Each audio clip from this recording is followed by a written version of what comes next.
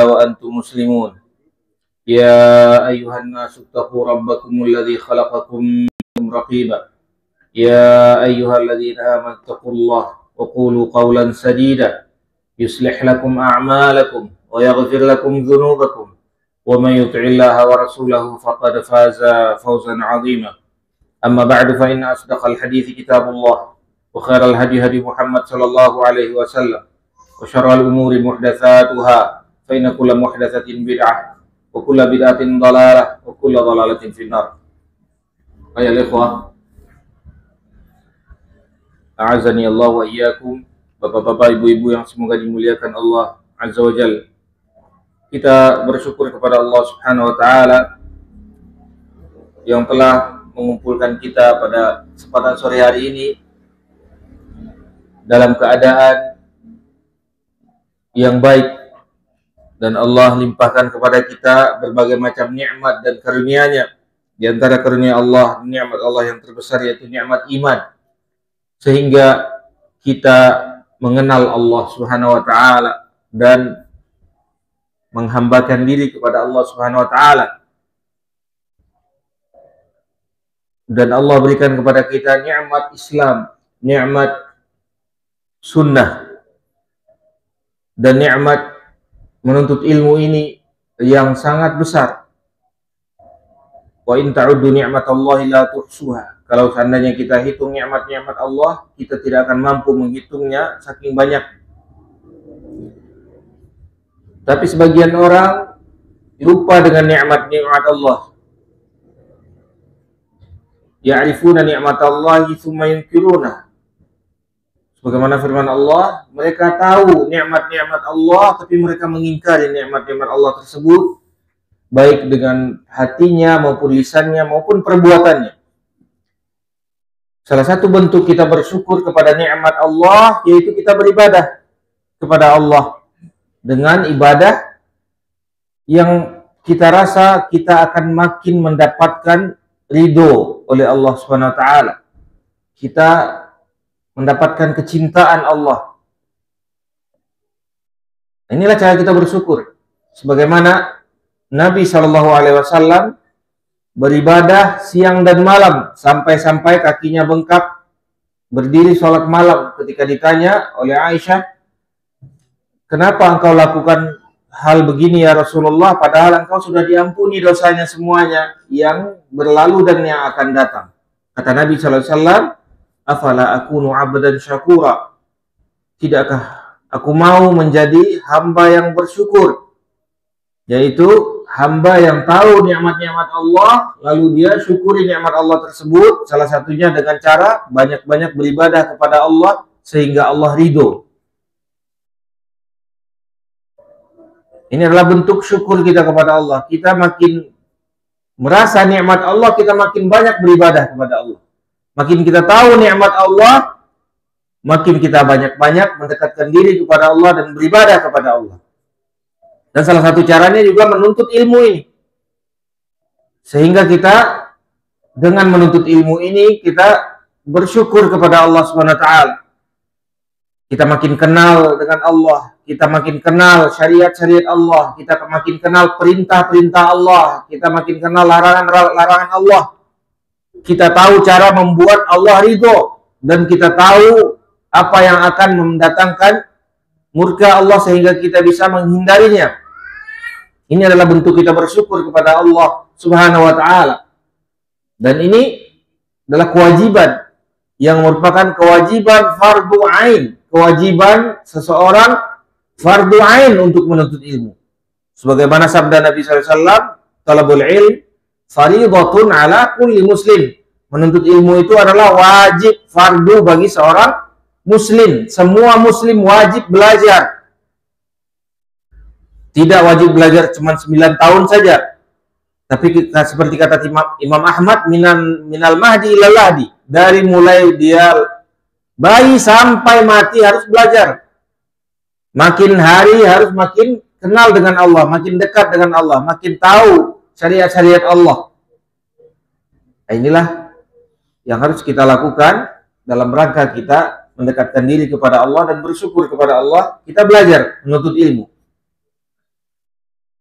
Dan kita akan lanjutkan pelajaran kita di majelis ilmu kita ini, yang mana pelajaran kita adalah pelajaran yang sangat penting. Ilmu yang paling penting dari semua ilmu agama adalah ilmu tauhid. Bagaimana cara mengesahkan Allah Subhanahu wa taala sehingga kita sesuai dengan apa yang diinginkan oleh Allah Subhanahu wa taala, yaitu mentauhidkan Allah sebagaimana firman Allah taala, "Wa ma khalaqtul jinna wal insa illa liya'budun." Tidaklah aku ciptakan jin dan manusia kecuali untuk beribadah kepadaku saja, artinya untuk bertauhid. Allah ciptakan jin dan manusia untuk bertauhid. Ya'budun, kata para ulama, maknanya yuwahidun. Menyembahku artinya adalah menyembahku saja, itu mentauhidkan aku. Tujuan Allah menciptakan bumi dan langit ini dan menciptakan manusia dan jin dan apa yang ada di bumi dan langit ini adalah supaya kita mentauhidkan Allah.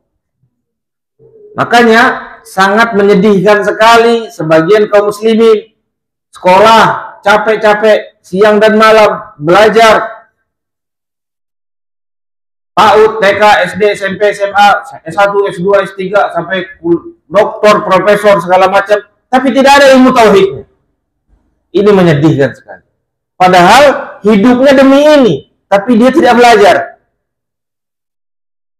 Masjid-masjid dibangun, tanda-tanda hari kiamat, hanya tabahan nasu bil masajid. Orang berbangga-bangga, berlomba-lomba membangun masjid, tapi kosong dari pelajaran tauhid. Buat apa masjid? Kalau di dalamnya orang tidak mengerti bagaimana bertauhid, bisa-bisa orang di dalamnya berbuat syirik. Maka masjid itu didirikan untuk bertauhid.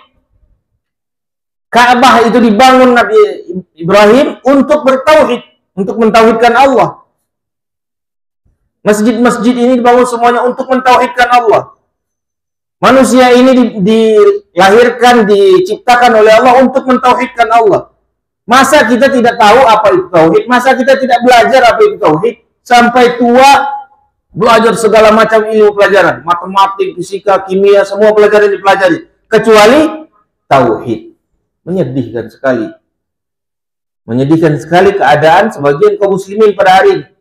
Nabi SAW 13 tahun di Madinah hanya berbicara masalah tauhid.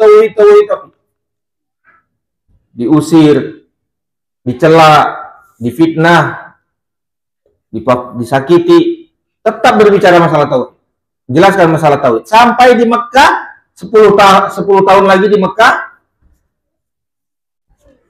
turun perintah-perintah dan larangan-larangan Allah, tapi tetap Nabi SAW berbicara masalah tauhid sampai mati. Nabi SAW sebelum meninggal mengatakan, "La'natullah 'alal yahudi wan nasara ittakhadhu qubur anbiya'ihim masajid." Semoga Allah melaknat orang-orang Yahudi dan Nasrani, mereka menjadikan kubur-kubur para nabi mereka menjadi tempat-tempat ibadah. Sekarang kaum muslimin diam saja. Kubur-kubur orang-orang yang dianggap soleh dijadikan tempat-tempat ibadah, sekarang diam saja. Karena nggak ngerti apa itu tauhid.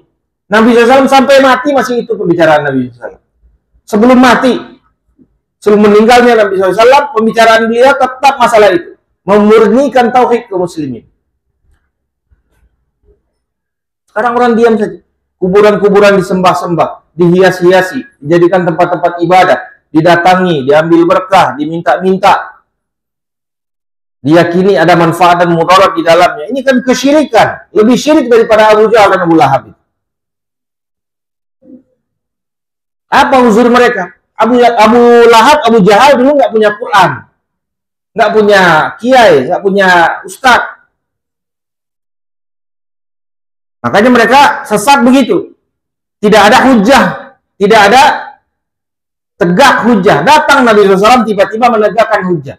Adapun sekarang hujah tegak, di mana-mana ada buku-buku, di mana-mana ada orang-orang yang menjelaskan agama, ustadz-ustadz, di mana-mana ada di media-media sosial, di video, audio, segala macam, banyak.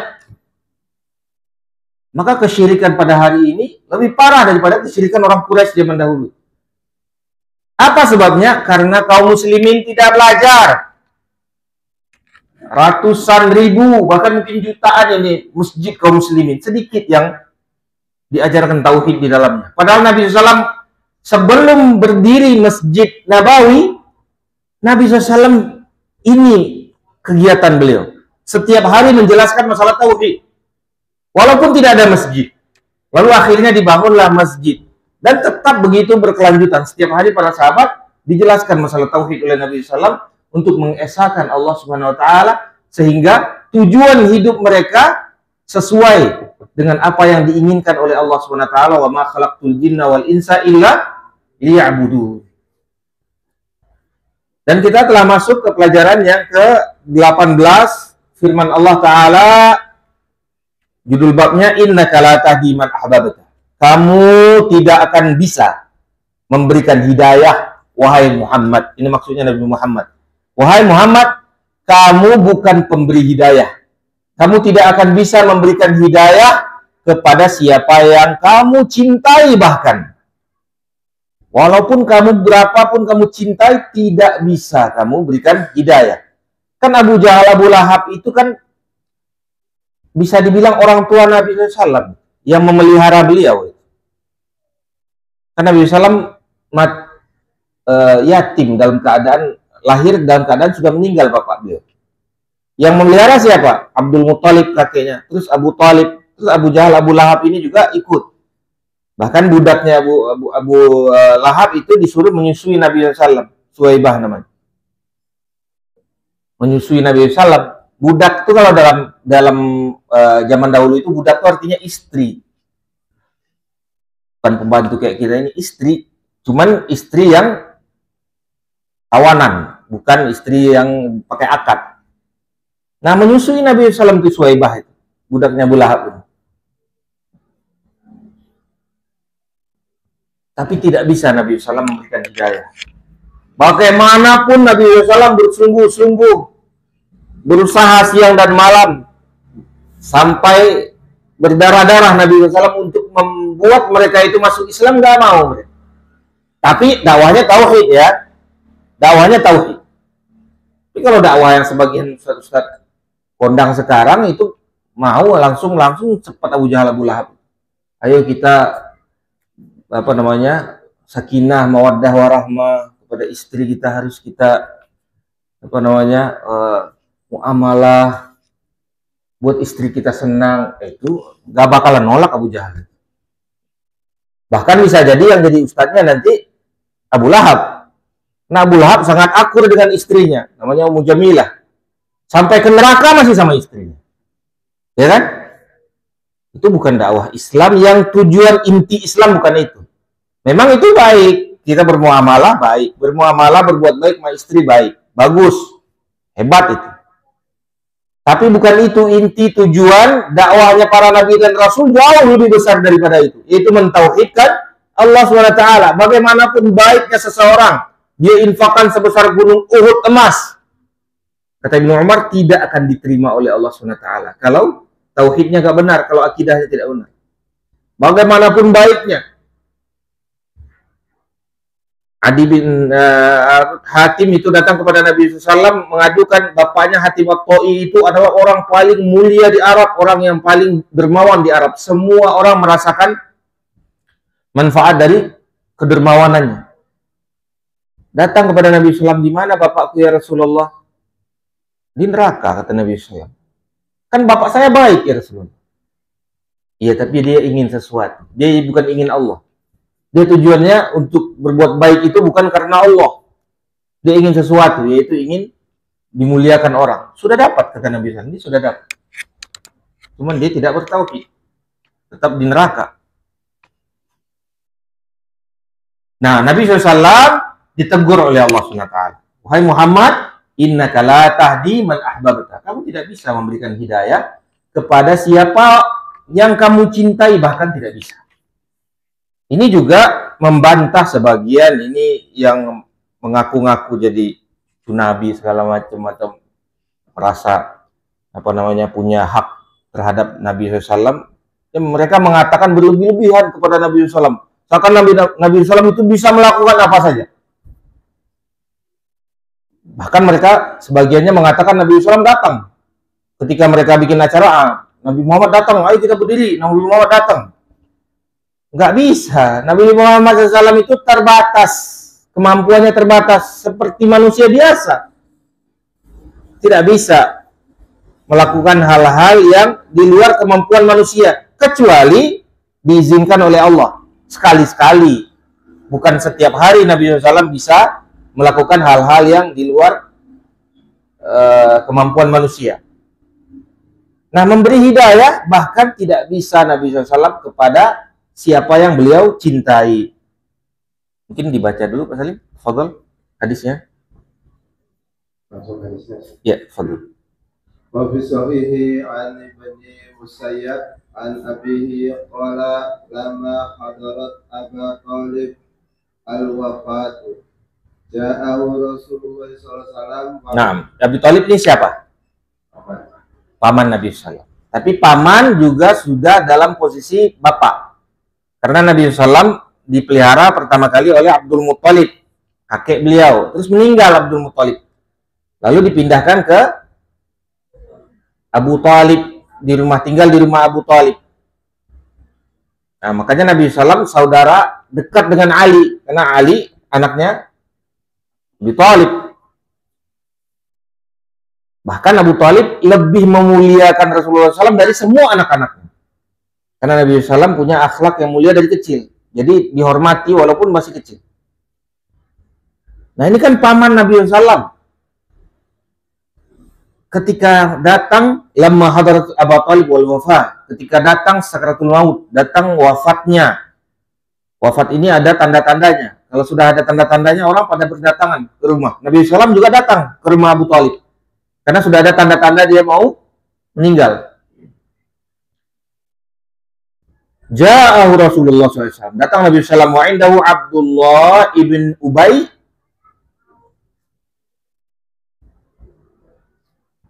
Lanjut. Wa indahu Abdullah ibn Abi Umayyah wa Abu Jahl. Wa qala lahu ya ammi qul la ilaha illallah kalimatun uhaju laka biha indallah. Lalu di sisi Abu Thalib ada Abdullah ibnu Abi Umayyah, bukan Ubay, Abi Umayyah. Abdullah ibn Abi Umayyah dan ada di sampingnya Abu Jahal. Ini bertiga ini. Ini yang meriwayatkan kalau tidak salah Abbas ya.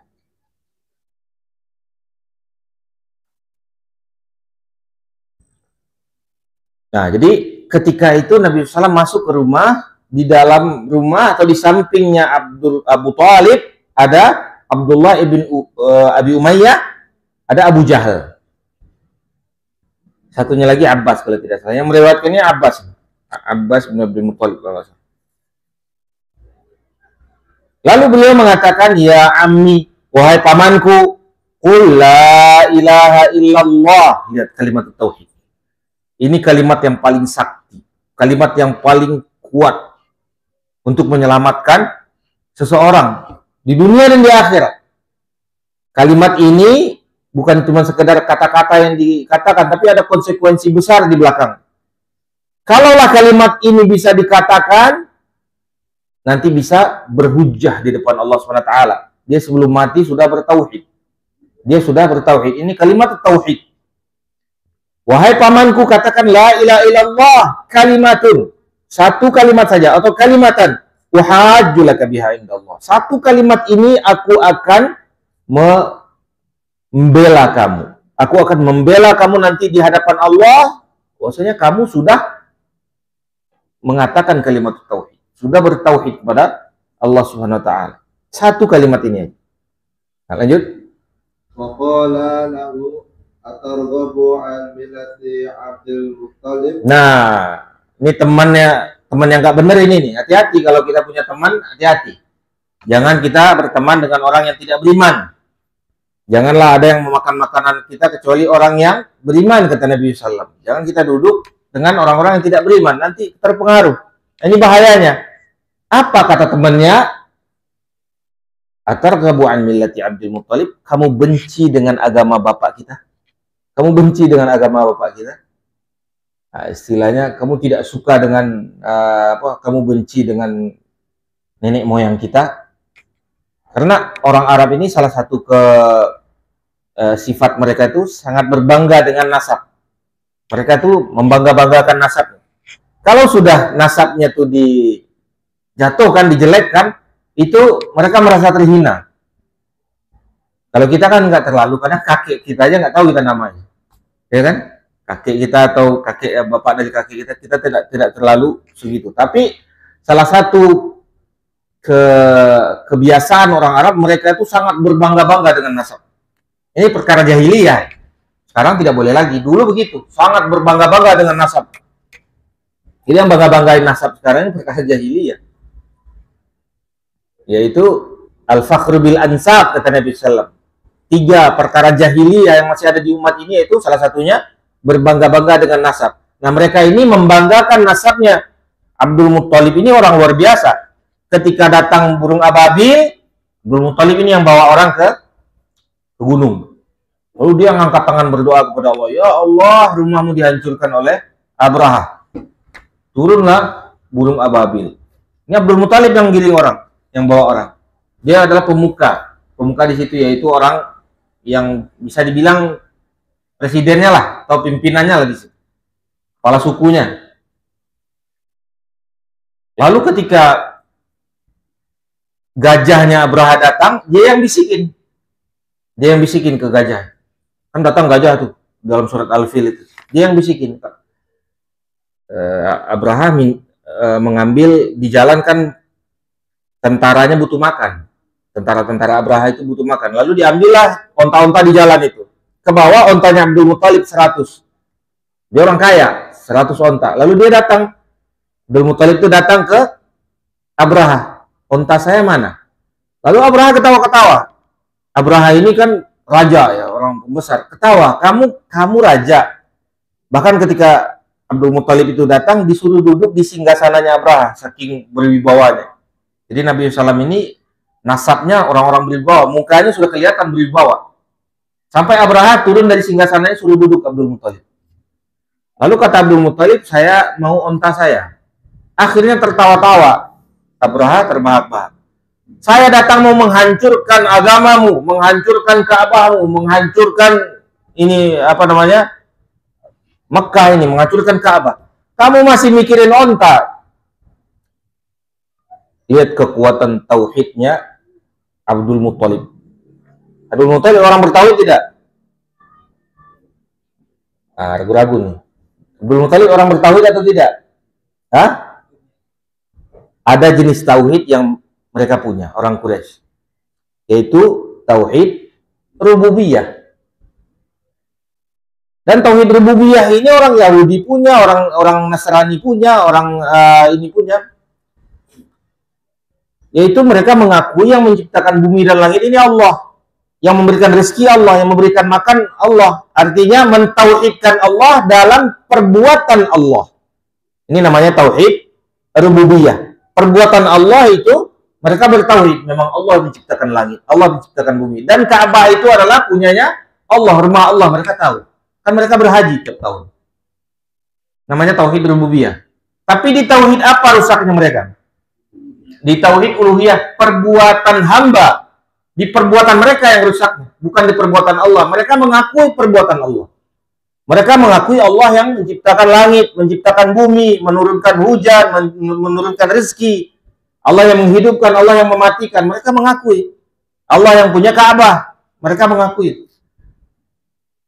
Bertauhid dalam perbuatan Allah. Tapi mereka tidak bertauhid dalam perbuatan hamba. Itu perbuatan mereka. Ketika mereka berdoa kepada Allah, lalu mereka doa lagi kepada selain Allah. Persis seperti sebagian kaum muslimin sekarang. Itu makanya kita ajak mereka kembali kepada tauhid uluhiyah. Kalau tauhid rububiyah kita sepakat semuanya. Cuman satu manusia yang tidak bertauhid rububiyah. Dan itu pun Allah mengatakan wajahadu biha wastaiqanatha anfusuhum. Mereka itu sombong padahal hati mereka yakin. Siapa itu? Firaun. Cuman satu Firaun yang tidak mengakui Allah. Selain Firaun tidak ada dikenal di dunia yang tidak mengakui ada pencipta bumi ini. Nah, Firaun yang mengatakan cuman aku Tuhan. Ana rabbukumul a'la, aku Tuhan kalian yang paling besar. Nah, selain itu, orang-orang Quraisy mengakui Allah SWT adalah pencipta bumi dan langit. Yang masalahnya mereka berdoa kepada Allah, lalu mereka berdoa juga kepada selain Allah. Sekarang kita tanya, apa bedanya dengan sebagian kaum muslimin yang berbuat syirik sekarang? Sama. Orang jahiliyah, orang Quraisy dengan sebagian kaum muslimin yang berbuat syirik sekarang, itu juga syirik. Syirik itu dari zaman Nabi Nuh sampai hari ini sama aja. Tidak ada bedanya. Salah kalau orang mengatakan nggak ada lagi syirik. Syirik udah hilang. Dulu zaman jahiliyah itu syirik. Sekarang nggak ada lagi syirik. Enggak. Sama perbuatan mereka. Bahkan bisa jadi Abdul Muttalib lebih kuat tauhidnya daripada sebagian, kalau tauhid rububiyahnya ya, daripada sebagian kaum muslimin. Dia bisikin ke telinga gajah. Itu kembali lagi ke cerita tadi. Kata Abdul Muttalib kepada gajah, ini rumah Allah. Aku memberi peringatan kepadamu, hati-hati. Nanti kamu diazab oleh Allah. Langsung ngamuk gajahnya, kabur gajahnya. Langsung duduk gajahnya, didorong-dorong, ditarik-tarik, nggak mau lagi. Akhirnya gajah tuh lari. Makanya gajahnya nggak kena hujan batu burung ababil. Gajahnya nggak kena. Akhirnya mereka terus jalan ke Ka'bah, gajahnya mundur. Abdul Muttalib luar biasa. Yang menemukan Zam-Zam ini, itu Abdul Muttalib yang kita minum Zam-Zam itu, Abdul Muttalib itu yang buka Zam-Zam itu. Dulu adanya Zam-Zam itu pada zaman Nabi Ismail, terus hilang. Yang menemukan lagi Abdul Muttalib. Dia mimpi, dia pergi ke padang pasir segala macam, akhirnya digali. Dia yakin di situ ada sumur Zam-Zam. Akhirnya keluar sumur Zam-Zam. Abdul Muttalib luar biasa yang melihara Nabi SAW. Nah, orang mulia, Abdul Muttalib orang mulia. Kata Abu Jahal dan Abdullah ibn Abi Umayyah, ini satunya Abbas kalau nggak salah, Abbas ibn Abi Muttalib. Siapa? Siapa?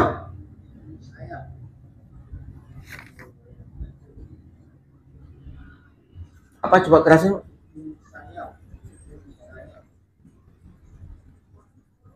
Yang satu orang lagi.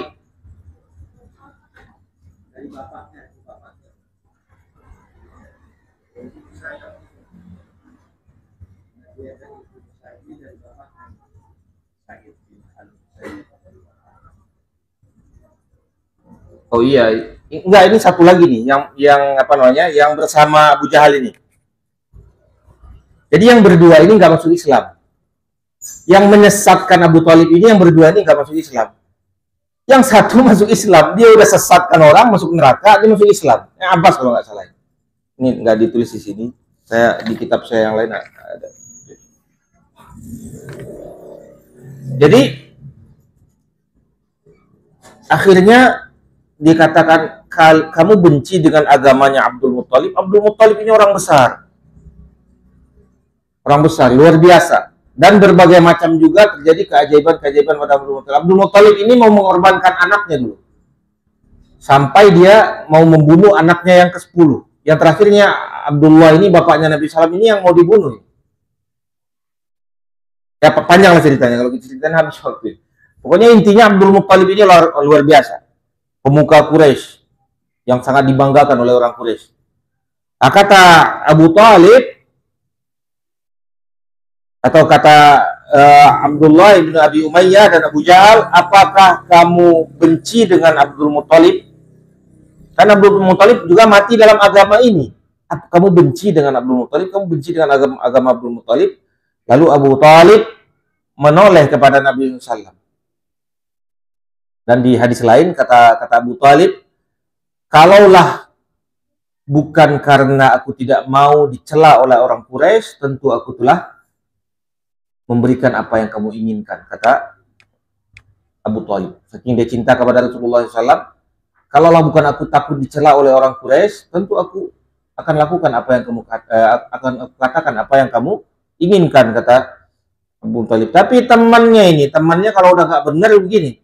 Akhirnya kata Abu Talib, fa'ada, diulang lagi kata Nabi SAW, ayo pamanku baca la ilaha illallah, kalimat ini yang akan membuat kamu nantinya bisa aku bela di hadapan Allah. Fakana akhir maqal, terakhir kata yang dikatakan oleh Abu Talib, huwa ala millati Abdul Muttalib, dia masih dalam agamanya Abdul Muttalib, agama mereka yang bercampur dengan kesyirikan. Wa aba an yaqula la ilaha illallah, dan tidak mau dia mengatakan la ilaha illallah. Tapi ini orang jujur, Pak. Ini orang jujur ini. Abu Jahal ini orang jujur. Orang Quraisy ini kehebatan mereka ini, mereka jujur. Kalau benar dibilang benar, kalau salah dibilang salah. Kenapa Abu Jahal dan Abu Lahab baca la ilaha illallah gak mau? Kenapa? Hah? Nah, Abu Jahal dan Abu Lahab kenapa dia nggak mau baca la ilaha illallah? Wa idza qila lahum la ilaha illallah yastakbirun. Marah mereka mendengarkan kalimat la ilaha illallah. Karena mereka jujur beragama itu. Ini sebagian kita ini sebagian beragamanya munafik. Agamanya munafik. Baca la ilaha illallah tapi dia masih kedukun. Bahkan dukunnya yang baca la ilaha illallah. Apa nggak paham apa gimana ya? Dukunnya baca la ilaha illallah. Datang ke kuburan, minta-minta kepada selain Allah, baca la ilaha illallah. Ada dua kemungkinan, bisa jadi karena dia nggak paham apa makna la ilaha illallah ini. Abu Jahal sangat paham. Makanya Abu Jahal tidak mau dia baca la ilaha illallah. Tahu sangat mengerti dia konsekuensi isi la ilaha illallah. Makanya nggak mau dia ngomong. Atau sebagian lagi mereka tahu konsekuensinya, tapi mereka tetap melaksanakan apa yang dia mau. Jadi membaca la ilaha illallah itu dalam keadaan berdusta dengan kalimat tersebut. Tapi kalau mereka ini orang Quraisy ini jujur ini dengan kalimat ini. Dan kelebihan Allah SWT memilih orang Quraisy untuk diturunkan wahyu kepada mereka ini dusta itu adalah aib terbesar bagi mereka. Mereka tidak mau berdusta. Kalau berdusta sekali aja bisa jadi 7 turunan mereka itu dianggap pendusta. Udah dicap gitu.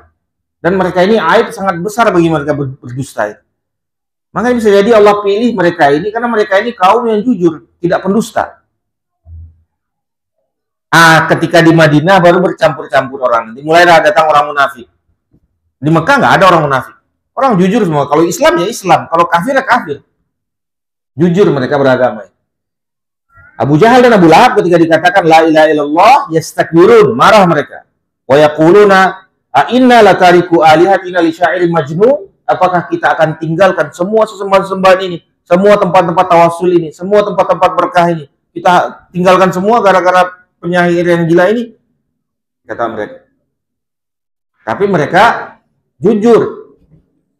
Abu Talib juga jujur, nggak mau dia, walaupun kufur tapi jujur dia dalam keyakinan mereka.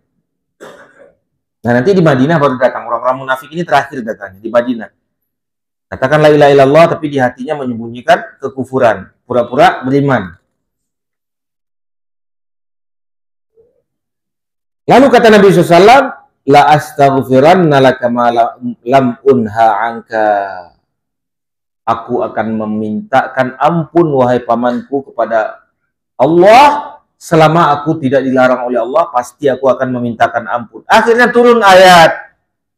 Nggak boleh, kata Allah SWT. Wa ma kana lin nabiyyin ayastaghfiru lil musyrikin. Tidak pantas seorang nabi memintakan ampun untuk orang musyrik, ini musuh Allah. Walau kanu aba'ahum. Walaupun mereka itu bapak-bapaknya. Wa ma kana istighfaru Ibrahim li abihi illa mau'idati wa'adaha iyyah. Dahulunya Ibrahim pernah memintakan ampun kepada bapaknya, untuk bapaknya Azar. Falamma tabayyana annahu aduwwun lillah tabarra'a min. Kalau setelah dia tahu bahwasanya bapaknya ini adalah musuh Allah, akhirnya dia berhenti memintakan ampun bapaknya kepada Allah. Tabarra'a min, berlepas diri dia dari bapaknya. Begitu juga Nabi SAW. Berhenti Nabi SAW memintakan ampun untuk Abu Thalib. Padahal ini adalah orang tuanya. Bisa dibilang orang tua yang membesarkannya. Walaupun bukan orang tua kandungnya. Yang membesarkan. Tidak bisa Nabi SAW. Tapi Nabi SAW meminta syafaat nanti untuk Abu Thalib. Yaitu Abu Thalib akan ditempatkan di tempat yang paling ringan di neraka. Yang cuman terkena api itu cuman kakinya, telapak kakinya yang kena api. Ketika kena telapak kakinya api, yang mendidih otaknya. Dan dia merasa dia yang paling keras azabnya di neraka. Padahal jauh di bawahnya lebih besar lagi azab. Na'udzubillah minan nar. Lalu diturunkan Allah, firman Allah Ta'ala, wa ma kana linnabiyyin walladzina amanu ayastaghfiru lil musyrikin. Tidak pantas bagi nabi dan orang-orang yang beriman memintakan ampun untuk orang-orang musyrik. Wa anzalallahu fi Abi Thalib, lalu Allah turunkan mengenai Abu Thalib, innaka la tahdi man ahbabta, wahai Muhammad, engkau tidak bisa memberikan hidayah, petunjuk kepada siapa yang engkau cintai. Walakinnallaha yahdi man yasha, tapi Allah memberikan petunjuk kepada yang dia kehendaki. Bayangkan, Salman Al-Farisi, tahu Salman Al-Farisi? Salman berbagai macam cobaan, berbagai macam lika-liku kehidupannya untuk mencari Nabi SAW, ketemu. Dari dia Persia, dari Persia, tidak bisa bahasa Arab. Dari Persia dia berjalan. Lari dari bapaknya penyembah api, lari. Ketemu satu pendeta, lalu meninggal pendeta itu, pindah lagi pendeta lain, pindah lagi pendeta lain. Terakhir, pendeta yang terakhir mengatakan ada nabi yang diutus cari di situ, di daerah yang banyak pohon kurmanya. Dia cari ke situ, sampai dia ditangkap, dijadikan budak, suruh kerja di atas pohon kurma, sampai dia bertemu dengan Nabi SAW. Kata Nabi SAW, kalau seandainya hidayah itu ada di bintang-bintang, kata Nabi SAW, orang-orang seperti dia ini pasti sampai ke situ. Itu keutamaannya Salman Al-Farisi. Orang-orang seperti dia ini, orang-orang yang seperti dia ini, walaupun hidayah itu berada di bintang-bintang, kata Nabi SAW, pasti orang-orang seperti ini itu akan sampai ke sana. Dia cari kemana. Ini padahal nggak kenal, bukan orang Arab lagi, orang Ajam, bukan orang yang yang ada silsilah nasab apa segala macam, nggak tahu orang dari mana. Datang ke Madinah, langsung dia peluk Nabi SAW. Dari mana orang ini? Nabi SAW juga bingung. Dari mana Salman ini? Ceritanya panjang, kalau ada sesi nanti, kalau ada waktu kita ceritakan. Panjang ceritanya. Pokoknya intinya Salman itu sudah tahu ciri-ciri Nabi SAW. Pertama dia kasih kurma. Nabi SAW, ini sedekah, silakan. Saya melihat kalian orang-orang soleh, silakan makan, kata Salman. Kan dia jadi budak, dia suruh kerja di kebun kurma. Akhirnya dia bawa kurma majikannya, dia kasih kepada orang-orang yang lagi duduk di kuburan Baqi al-Gharqad. Lalu akhirnya Nabi SAW makan. Nabi SAW tidak makan. Salman tahu ini tanda-tandanya. Ini Nabi ini nggak makan sedekah. Besoknya dia bawa lagi. Ini ayo hadiah. Saya dapat sesuatu hadiah. Ini untuk kalian hadiah, silakan makan. Akhirnya kata Nabi SAW, baca Bismillah, ayo makan. Nabi SAW ikut makan. Nah, ini tanda-tanda lagi. Besoknya Salman itu datang dari belakang. Dia lihat ada cap di situ. Setiap nabi itu ada tai lalatnya gede kayak tompel sini. Ada tandanya di punggungnya. Jadi dia dilihat di belakang karena dia tahu dari kitab-kitab mereka, dari kitab-kitab ahli kitab. Karena dia berpindah-pindah agama, Salman ini. Ketemu, dilihat. Nabi SAW sadar ini ahli kitab ini. Lalu Nabi SAW melihat kan punggungnya. Akhirnya dia peluk Nabi SAW. Nabi SAW bingung, ini orang dari mana? Kalaulah hidayah itu ada di atas bintang-bintang, kata Nabi SAW, pasti akan didatangi oleh orang-orang seperti ini. Orang-orang yang jujur kepada Allah SWT. Datang dia kemanapun dia datang. Padahal dia jauh dari Persia, jalan kaki. Kemana-mana dia jalan. Dia cari sampai datang ke Madinah. Sampai jadi budak dia. Padahal dia anak raja Persia. Dia anak raja awalnya. Anak pemimpin di situ. Kabur dia dari rumahnya. Cari sama bapaknya. Sempat diikat sama bapaknya, lepas ikatan kabur. Pokoknya intinya hidayah itu Allah. Jadi Nabi SAW menginginkan pamannya, keluarganya, orang tuanya, nggak dapet. Ini tahu-tahu orang nggak jelas dari mana Salman ini, tahu-tahu datang, dapat hidayah. Jadi hidayah itu di tangan Allah SWT. Tidak ada hubungannya dengan nasab, tidak ada hubungannya dengan siapa yang pengen, tidak bisa. Begitu juga kita orang Indonesia, walaupun kita bukan orang Arab, kalau kita mengikuti hidayah petunjuk dari Allah, kita adalah orang yang terbaik. Tapi kalau seandainya orang Arab atau orang Quraisy atau ada nasab dengan Nabi SAW tapi tidak mau mengikuti petunjuk Rasulullah SAW, ini sejelek-jeleknya manusia. Pak, semoga Allah SWT berikan kita petunjuk, Allah berikan kita hidayah kepada apa yang diridhoi oleh Allah SWT, dan kita dimatikan Allah dalam keadaan di atas petunjuk Allah, di atas keimanan kepada Allah SWT. Subhanallah wa bihamdihi, Assalamualaikum warahmatullahi wabarakatuh.